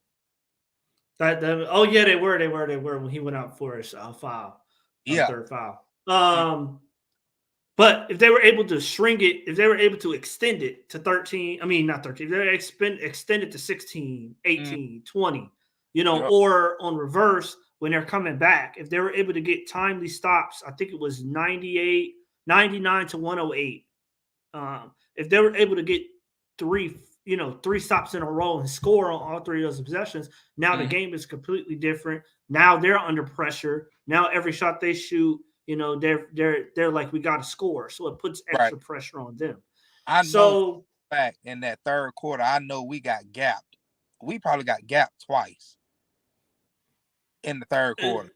That it happens with Nate so much. And it's like he don't call timeout to stop the momentum, or he doesn't do it. He sticks with the same people and had a lineup of Murray, both Holidays, Jalen Johnson, and Onyeka. That lineup got murdered, but he never made an adjustment. Kool-Aid said he took Trey out. He took Trey out because he had 3 fouls. He should have took him out early on the second foul. Keep going.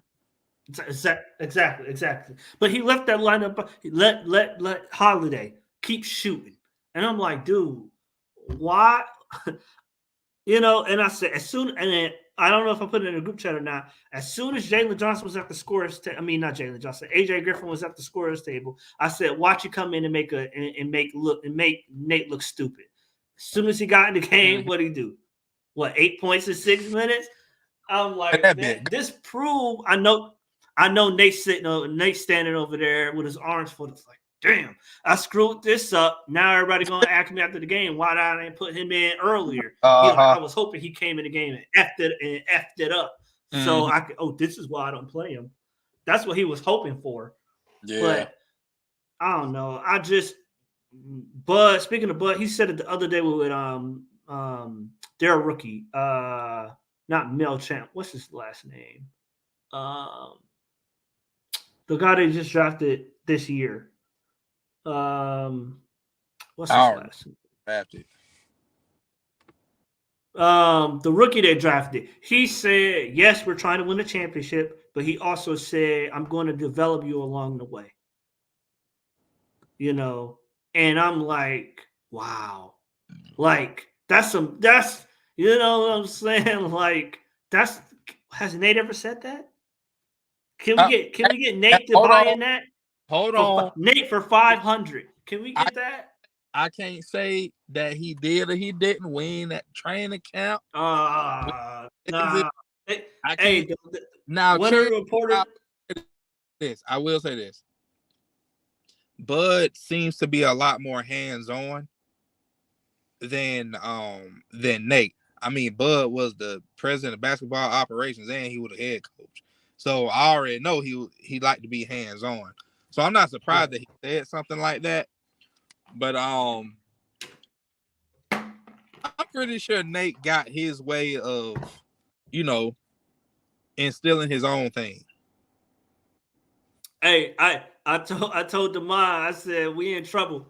I believe it was Lauren Williams, the lady who covers them for the AJC. She had Nate. She said after practice, she said, were you thinking about maybe experimenting with a lineup of Jalen Johnson, Onyeka Okongwu, and AJ Griffin? You got your young players out there, maybe with a Murray, something like, or a Trey, something like that, to get your young players mixed in with some of the veterans and to, so we could get some of now and the future. You know what he said? What? Gerald? He said, What you say? I'm not in the experiment business. He said, I'm not in the experiment business. He said, I don't put players out there to experiment. He said, either you're experimenting or you're winning. That's what he said. And as soon as he said that, I said, oh Lord. I said, nah. I said this summer was a waste. Hey, Linda about to get on me. Hey, I'm a Nate guy. I support that statement 100%. I'm gonna say this from a coaching standpoint. It's when you say experimenting, that means I'm gonna try something out. Whereas that kind of negates the fact of, okay, did you earn this opportunity? I think that's what Nate probably was talking about. For me, I probably wouldn't have said a smart ass answer like that, but I probably would have said, the players get the playing time that they earn, and all this, and to that point, Gerald, all this guy got Jalen Johnson and AJ, they gotta earn it. They gotta work hard, and they gotta earn his playing time. The work hard, that go without question. That's just saying some words to just get the interview over. But when I say earn it, you need to cook somebody in front of you. That's what I mean by earn it. In practice, you need to cook somebody to the point where. But I feel like in practice they're not giving. I'm looking at Jalen. I'm looking at how talented he is, and I'm looking at how they use him. And I'm like, you can use him. You can use him the same way Golden State uses Draymond Green. You can use him with dribble handoffs. You can use him. You can be very creative. You can use him as split X's at the top of the key. You can be very creative with Jalen Johnson because he's a good passer and a dribbler. But they don't. They have him stand in the corner. I'm not saying that you can't use him, but when you use him, who do you sacrifice in the offense to do that? And does that increase your chances of winning when you make him a focal point in the offense? So, okay. So, like, for instance, right? I would play, what I would do is I would use Jalen, Trey, and AJ because, he's proven to be one of our dependable three-point shooters.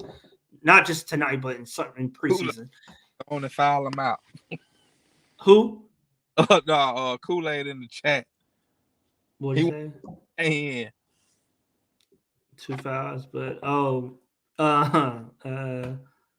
killing himself on defense, making fouls. But yeah, I mean, he's never gonna be a great defender. He said it. What he said? The guy asked him about giving extra effort on defense, and he said, "Bruh, I'm 6 foot, 185 pounds." Something like. He didn't say like I'm not gonna play defense, but he like, bruh, like literally he missed it. There's only so much I can do. Like I'm 6 foot and 190 pounds. Mm-hmm.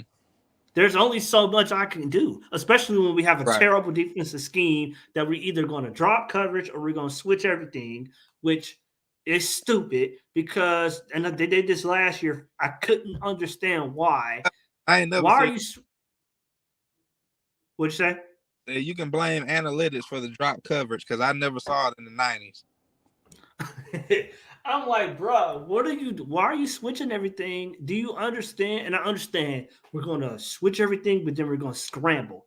Bro, do you understand like the other teams see that Trey Young is on a big, even if you're going to try to scramble back to the original assignment, it's a wide open layup or a dunk at the rim. And that 1.2 seconds it takes to reverse the ball. So I'm like, bro, this is somebody said, Nate, the team is built ideally to switch everything. Oh, switch everything? That's what you said? Okay. In practice, hey, everybody, switch everything. But going to your point about, JJ, those players do have opportunities to earn minutes in practice because you got to think they got to run scout team. Yeah, that's true. That's true. But I don't know. I'm looking at his talent. I'm looking at I'm looking at the way that they're using him in the two. Oh, what I was gonna say was about Mark Jackson. This reminds me exactly of how Mark Jackson used that Golden State team, that 14 Golden State team, and how Steve Kerr used it in 15 and won basically with the same roster. Over like 80% of the same roster. They had a couple new free agents, but generally it was the same. Yeah. So what he did was Mark Jackson barely played Draymond Green, barely played him, came off the bench, matter of fact. And the way that he used them, he was basically like he played the 4, and he basically like used them as a post defender. That's it. And a screen setter. That's basically how Mark Jackson used them. Steve Kerr, on the other hand, is like, oh no, okay, this dude can dribble, he can pass. So and he's a very good rebounder. So let me put him at the 5 or even at the 4, let me put the ball in his hands and I can run Steph and them off. I can free up Steph from making decisions because he turned the ball over a lot. I can free him up for making decisions, and I can use Draymond to do that because Draymond played 4 years at Michigan State as the point forward. So he's used to dictating where the ball goes and getting the ball because he's not an offensive player. He's used to deciding where the ball goes and getting it in the right hands and knowing that's one of his only skill sets. So he's going to make the right. He's not going to have a lot of turnovers. I can do the same thing with Jalen Johnson. I can have